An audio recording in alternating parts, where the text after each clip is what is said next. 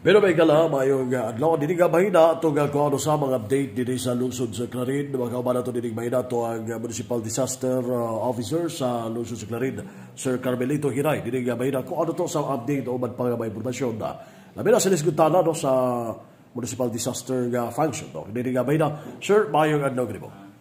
Yes, Sir Manny, mayong adlaw, mayong hapon, uban kay Sir Dodong Bargamento sa DXDD.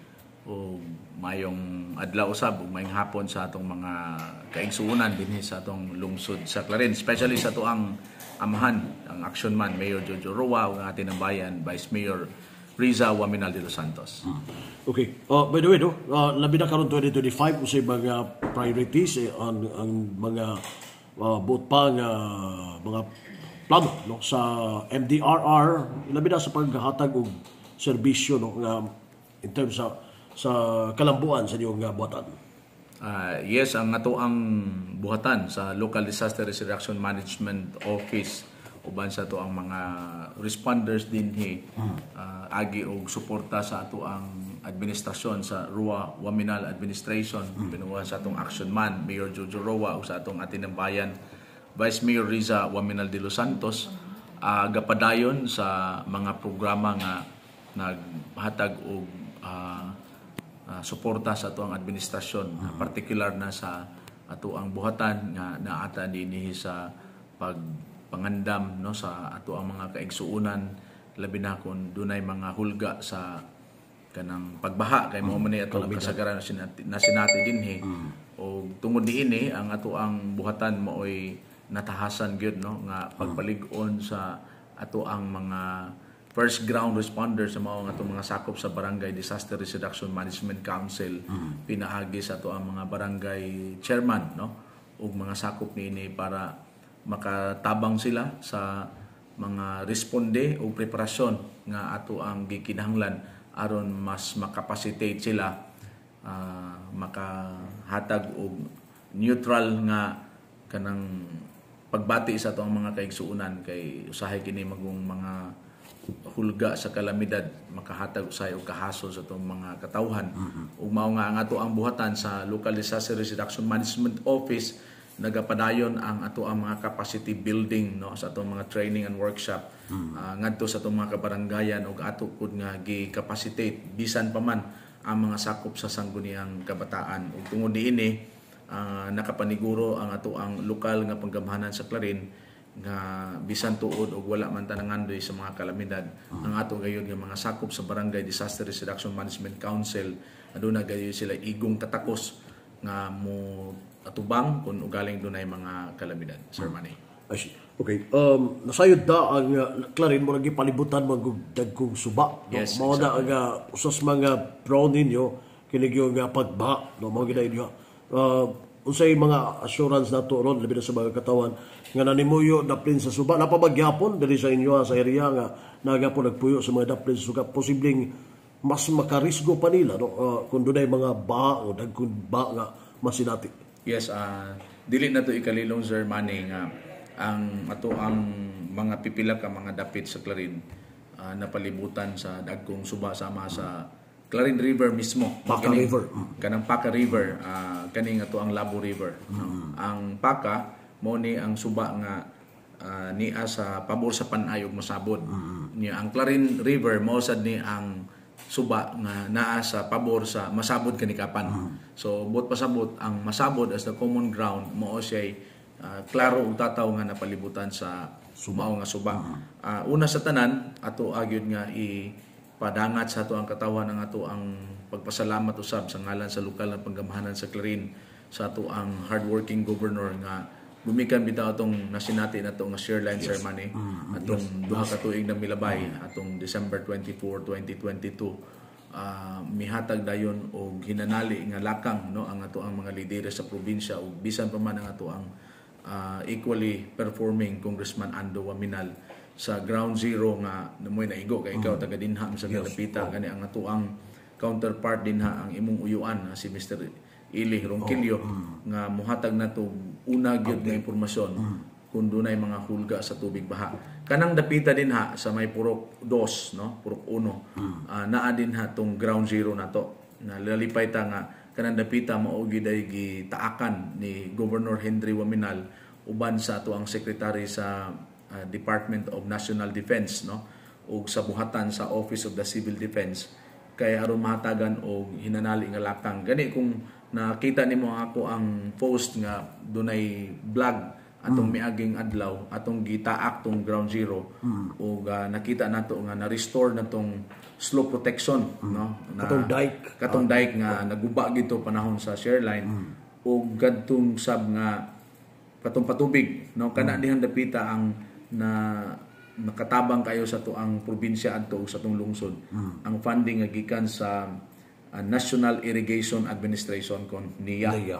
Unya samtang sa ubos nga bahin ani niya katong gi-work out pod sa tuang mga lideres pinagi ni Mayor Jojo ug ni Governor ug ni Congressman Ando ang kadtong worth 35 million nga slope protection along sa ato ang Purok 7 sa may Panay at bang sa Purok 2 sa Masabon. Unya karon kana ato nang gitagad nga hingpit na maimplementar karong atuig kay actually dugay na dito na mo gihikay itong request dito sa Office of the Civil Defense. Nya karon misangat naman to sa Central Office gitagad na lang ta nga ma-download kay ang uban sad nato nga mga igsuon nga mga LGUs nadawat naman nila ang mao nga mga funding nga may kalambigitan sa epekto sa Shareline. Apasumpay niini ato pod nga gipahibaw atong mga katawhan nga ang ato ang mahal na congressman nag-allocate po siya og 24.5, no, basically 25 million nga ang atong makita karon nag-connect na siya sa barangay Kanikapan ug Masabod tulay ni atong gisgutan kay ang atong mga kaigsuonan nila moagi man sila sa spillway sa Kanikapan Masabod. So kadang duol sa kalahi gana. Duol sa kalahi.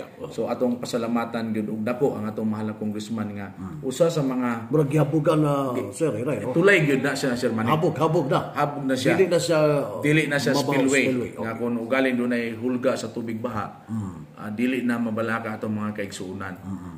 Kini mo ay mga buhat, no, sa atong mga leaders niya. Akong isumpay kining sa upper stream ug downstream sa Mialin may tulay ngay upper stream ug lower stream, no, mo po ni ang gihimo nga proyekto sa ato ang mahal akong sa ato ang mahal na gobernador in coordination, no, sa ato ang Department of Public Works and Highways sa DPWH nga mobalor po ni more or less 100 million, no, is a slope protection flood control program. Unya kani po sa may lapasan upper stream kung nakamatikod ta din naigo man po na diha sa ato ang mga 50 million po na hikay, no, nga mga funding sa ato ang mga leaders ngadto sa Department of Public Works and Highways. So kana siya maoy mga proyekto karon dinhi sa ato ang mga leaders pinagi ni Governor Henry ug ni Congressman Ando alayon sa full support po sa ato ang Waminal administration sa Clarin nga makatabang gyud, no, sa atong mga kaigsuonan kung panahon sa pagbaha, Sir Manny. Okay. So you mentioned nga nahumana ang katong dike, no, dito protection dike kato sa Dolores Manaog Panay, no. Nanalay portion katong para sa patubig katong ilahang murag gate, steel gate nila nga kung panahon para sa irrigation na sa irrigation na part pero niya gyapon na siya nga funding. 22 million po na mismong para patubig. O katong gibarugan ako sa ko ang gipost atong miaging adlaw. Okay, so possible liko na gida kana nga mo. Yes, Sir Manny. Diki, no, dike. Kasaligan na gyud na siya nga diki kay actually ikaduhang bisis na maguna nga kung gikan sa original pang katulo na ay katulo na siya kay sa 2013 na igo mo siya na din haupuan. Gihapak. 2012 November unya gibalikan siya og baha pagka February of 2013. So just few months after. So muna nga umikal lagi sa mahitabo pud nga scouring ba kay medyo kurbada sa gamay ba, so ang hampak niya sa tubig gikan sa Paca River mo'y nakapahumok sa ilawom nga bahin sa iyang pundasyon. Pero giunsa man na pero karon di na sa liko na siya kay mura og diha gyud mo hapak man gyud dapita, kay ato man ang gi-feedback pod sa taga niya during sa assessment nila din nga mo'y namugnaan na ning struktura pero eventually after 10 years ni collapse gyapon siya. So it is more engineered na kana diha nga bahin karon, praying nga makalahutay siya sa taas paghapon ng mga dekada o katuigan. Okay, so I see.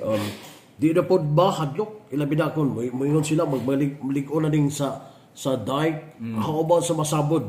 Basin padong na po dito sila ang baha, no? Medyo tinuod nga Sir Manny kanang sa barangay na to nga masabod, no? Ato gyud kanunay nga gipahimangnuan, no, ang atong mga opisyalis din ug mga lumulupyo nga mabinantayon gyud kay sa akong nang giingon sa unahan ang nasampin nga barangay nakawa maguni siya sa duha ka dagkong suba. Muna nga matag karon ug unya sa to ang monitoring nila naagid ay lig-on nga koordinasyon dito nila sa mga opisyalis ug mismo sa mga lumulupyo kay ato naman po gi-maximize ang mga group chat nato sa Facebook, sa Messenger para makahatag og labas pud nga mga videos, mga pictures unya kanang atong group chat nakasynchronize na sa uban nato nga mga 29 ka barangay ug mga lideres para makita nila panahon nga dunay mga pag pulis maot sa panahon makabaw sila kung sa nailakat sa ato ang kasubaan niya. Apasumpay usab niini ako na lang idugan Sir Manny. Yes, Sa ato ang CCTV makita nato din naatay gibutang usab din nga monitor, no? Nga nagpunting sa suba sa kanikapan masabot. So makita nimo diha sa nato CCTV. Makita nato sa CCTV usa na sa mga proyekto sa atong administrasyon pinaagi ni Mayor Jojo o ni Vice Ging nga diri mismo sa to ang mga first responders, no, makakita na ta sa lakat sa panahon mo nang usay kalmado ta dinhi kay bisan maot ang panahon wala mitaas ang tubig nato sa atong kasubaan. Kay makita man nato. Pero usay maayo ang tempo dinhi makita nato dinha nga kalit lagba habot pasabot dunay kusog nga bundak sa ulan sa bukiran ni bahin. So nakatabang dinhi nya as confirmatory sa tanan natong mga informasyon nagikan sa mga membro sa BDRRMC sa matag barangay. Pila ka suba ang atong butangan og monitor na sir? Kaning Paka ug ang Clarin sa pagkakaron. So we plan for this year nga ato pang madungagan para mas ma-intensify atong monitoring. Apa sumpay niini do na usab kitay gitawag natong automated weather system. Natay device nga gibutang pinaagi sa to ang partner nga non-government organization nga gitawag nato og People in Need, no?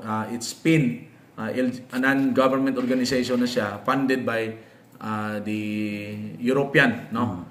European countries nga gi-establish nato dinhi sa to ang kabukiran ma-detect nato kung dunay maot nga lakat sa panahon kung unsa ka dako ang volume sa tubig.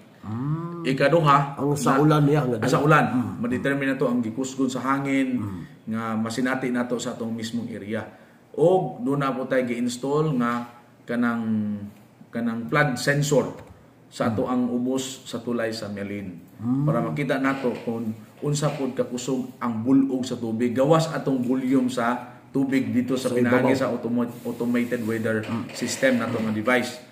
Makita po nato ang gikusgon sa tubig. So kini initial ni nga gihimo sa ato in partnership sa ato ang People in Need, no, kung gitawag nato og PIN nga non-government organization, pero mas enhance pa ni siya sa moabot nga mga panahon didto sa may spillway pond sa may kanibungan putol o Malibangkaw, di ba? Doon na natay ecotourism road giabrihan ni governor din na karon actually hapit na mahuman puhon din ha doon natay ibutang po ang flood sensor device para gikan dito mabaw-an na nato dinhi sa ubos nga bahin nga dako na nga volume sa tubig. So kini ang mga innovation ingnon tang kulunga sa ato ang Ruaminal administration nga may kalambigitan sa ato ang buhatan ug makatabang gayud sa ato mga kaigsuonan kay consequently Sir Manny kining monitoring nato pinaagi sa device nga gisgutan sa unahan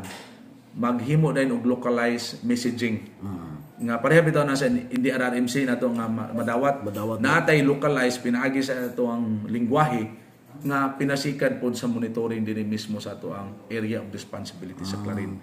So mo nay mga inobasyon nga mahitabo dinhi sa ato ang lokalidad o sa ato ang opisina nga matagamtam sa atong mga kaigsuonan in relation to disaster or calamity, Sir Manny.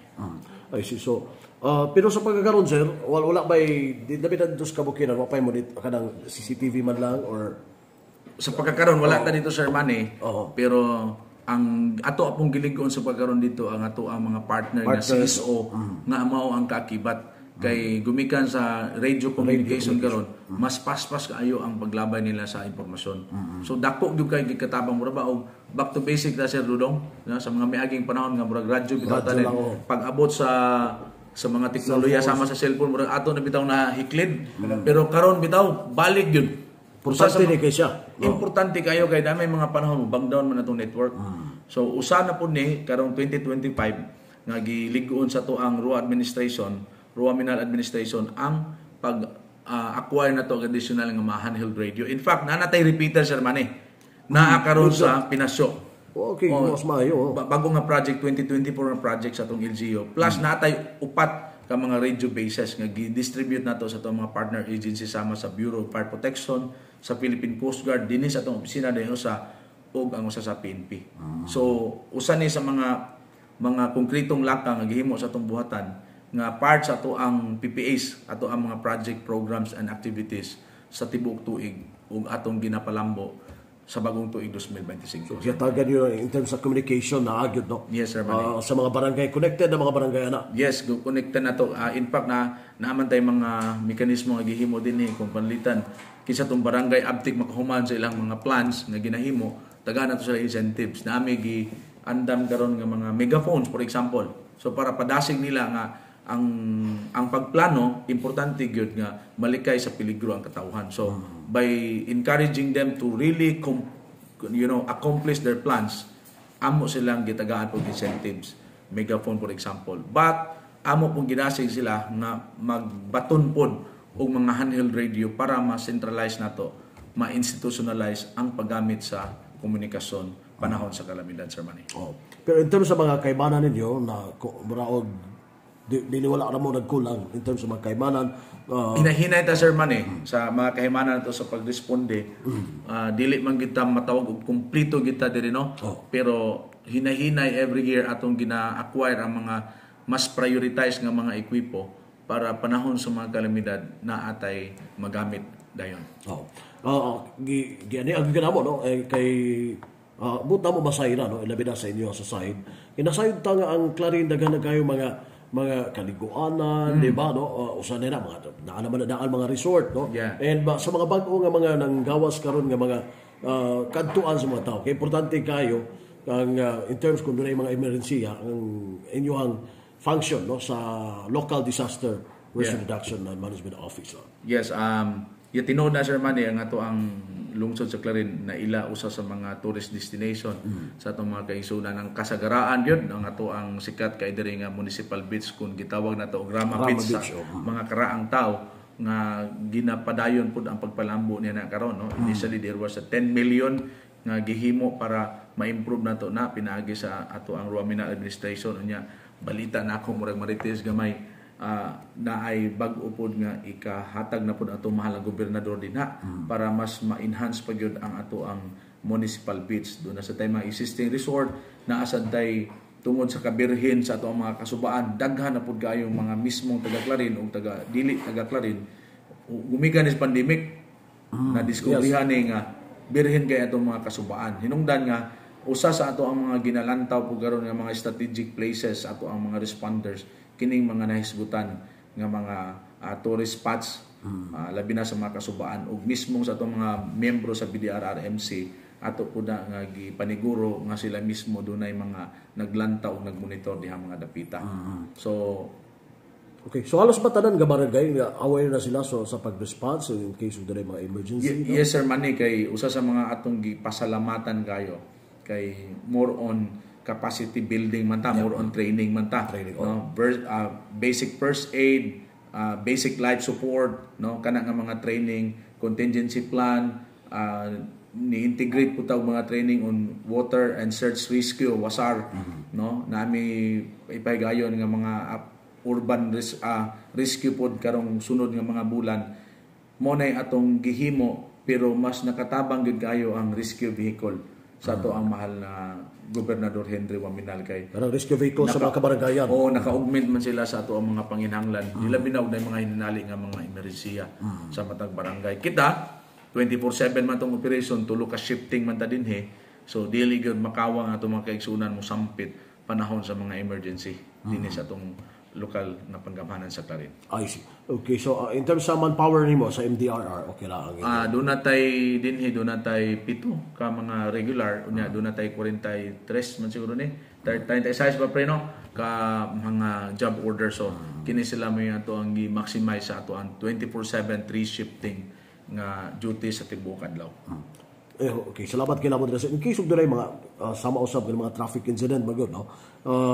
Nagataas magud dili lang sa uban nga lungsod no kay bisan bisang asang dapito nga taas ang kaso sa mga traffic incident. Yeah. So sa inyo hapon no diri sa Clarin no ang MDRR dako po kayong trabaho no labot tining ingon murag ka ng vehicular incident murag magnahimo ng uran karon dako tong pasalamat bitaw nga kanang nalapad kay itong mga kadalanan pero nahimo bitaw pud nga venue sa mga disgrasya kay ambot po niya itong mga kaigsunan sa di manggumagmatnon bisa sa kadaghan na kayo nga makita nato sa social media nga mga epekto sa sobrang pakusog dagan pag-drive nga na-influensya sa ilimnong makahubog. Pero sa amo bitong actual nga mga pagresponde Sir Manny, maugod gihapon ng mga cases. Hubog gihapon. Hubog gihapon, overspeeding, mo na nga lipay lang kita so sa kabahin, lapad ang daan, pero sa gihapon doon na pay dakong hagit ba sa pagmatuto sa atong mga kaigsuonan usaon gyud paggamit ug husto ang kahimanan sa transportasyon lakip na itong mga sakyanan ug ang kanindot kalapad sa atong mga kadalanan. Oo, okay. Okay, dali na yung kayo ron. Halos na mga tao doon na yung mga motor. Yun. Dili lang diri sa along atong national highway, Sir Manny. Bisan sa mga bukirang bahin, abin mo, sa una, minimal kay ng mga kaso na to sa mga motor accident, vehicular accident sa mga barangay. Karon uran na gyapon kayo mo na makaingon bitaw ko nga dako kay katabang ang atong mga rescue vehicle sa barangay ug ang atong capacity building nga gi-introduce atong mga sakop sa BDRRMC. Apila di ada kung sa ibuhaton sa barangay. No, kinagit naman na sila barangay BDRR po na sila. Yeah, na BDRRMC nila. Muna nga every now and then, doon na tayo gihimo diri nga training sa basic life support, basic first aid, basic ropemanship, no? Katong wasar, gi-integrate na to kauban ang mga membro sa barangay peace action team kun BPAT kay sila man mga first ground responders. So kini mga ongoing gyud nga whole year round nga mga training nato nga para ma-refresh sila kanunay sa mga teknikalidad nga himuon panahon sa pagresponde sa Manny. How about sa kining mga earthquake scenario sir? Naaba na siya sa kabahin gyapon na sa to ang PPA. Nasayod ta nga doon na yung mga hitabo or mga pagtayo karon. Naagyon atong natay regular no na ni participate man ta sa atong national simultaneous earthquake drill no kay mandato man ni sa to ang national government unya nakigdugtong puta sa mga private establishment o sa mga tulungaan labaw sa tanan kay daghan bi ang mga bata din na. So natay regular gyud nga mga earthquake ug fire drill. Nga mga simulation gihimo nato kay tinud na mga pagtayo. Yes, so including the schools, siya. Priority mga hospital, mga private. Ato na nang ginakandakan og mga susama nga mga drill ug simulation exercises. Okay, so salamat kay Labot sir and thank you no sa imong pagpaningkamot as head no sa MDRR dito sa lungsod sa Clarin. Siguro ba doon na kay additional information nga wala mo na pangutana ni nga bahina ngabot na mo di mo ipaabot labi na sa mga katawan sa lungsod sa Clarin. Maingon na lang ko Sir Manny no murag na detalye man nato ako pasalamat nako ninyo mga higala sa media sa DXDD na labi na kay sa ato ang ambassador in heaven no ang ato ang magbalantay Monsignor Martin Sarmiento Humuwa Didi sa inyong makanunayon usa paghatag og higayon nga kami pasibya sa mga manindot nato nga gihimo sa ato ang mga katawhan din sa Clarin ug ingon usab mga programa sa atong lokal na paggamhanan. So ninyong tanan ang mga higala sa media pagpasalamat namo sa ngalan sa ato ang local chief executive ang atong birthday boy karong Pitsa 8 sa Pebrero. Marsing makuratan na po si Mayor kay advance na to declare no di naman na malilong kay birthday man niya og sa ato ang mga leaders din pinagisanggunang bayan members gagi panguluhan ni Ati Vice Riza Waminal de Los Santos. Daghan kayong salamat. Ilabi na sa among mga kauban ng mga responders nga sila gyud ang atong mga unsung heroes nga naagyod kanunay ni atubang sa mga pagresponde sa atong mga nanginahanglan ng mga kaigsunan. Daghang salamat. May hapon ka natong tanan. Asenso Clarin. Ato na kauban, ato ang MDR RMO officer sa lungsod sa Clarin, Sir Carmelito Hiray. So gikan diri sa lungsod sa Clarin, kauban si Double D45, Dodong Margamento, Chris W8, Manuel Ored Kinichi. Daghang salamat, o may adlaw.